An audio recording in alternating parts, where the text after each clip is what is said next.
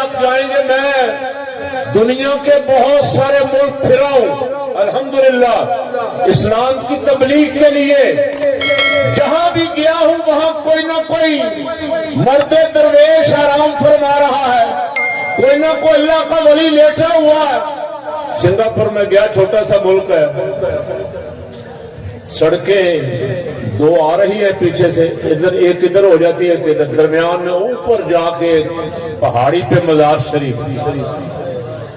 وہ کہتے ہیں بڑا زور لگایا انجینئروں نے کہ سڑک سیدھی نکالنی ہے، اس مزار کو کسی طرح اس جگہ سے اٹھا کے کسی اور جگہ لے جائے، لیکن ان کی ساری مشینری جواب دے گئی۔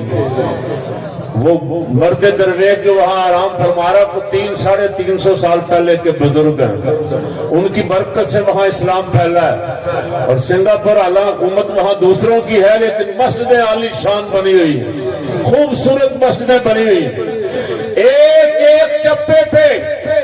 بظاہر ہمارے ہمسائے ملک میں انڈیا میں حکومت ہندوؤں کی ہے، لیکن اصل حکومت وہاں اولیاء اللہ کر رہے ہیں۔ کہیں خواجہ غریب نواز آرام فرما ہے، کہیں امام ربانی حضرت مجدد الثانی ہے، کہیں امام اہل سنت حضرت عظیم البرکت ہے رضی اللہ تعالیٰ عنہ، کہیں حضور خواجہ نظام الدین اولیاء محبوب الہی، کہیں حضرت خواجہ قطب الدین مختار کاکی۔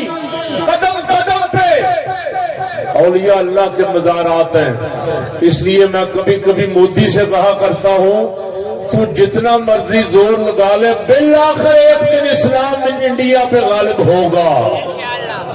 اونچی کہہ دیں، انڈیا پہ نہیں پوری دنیا پہ غالب ہوگا۔ نعرہ تکبیر، نعرہ رسالت، تاجدار ختم نبوت، تاجدار ختم نبوت، تاجدار ختم نبوت، اکابر اہل سنت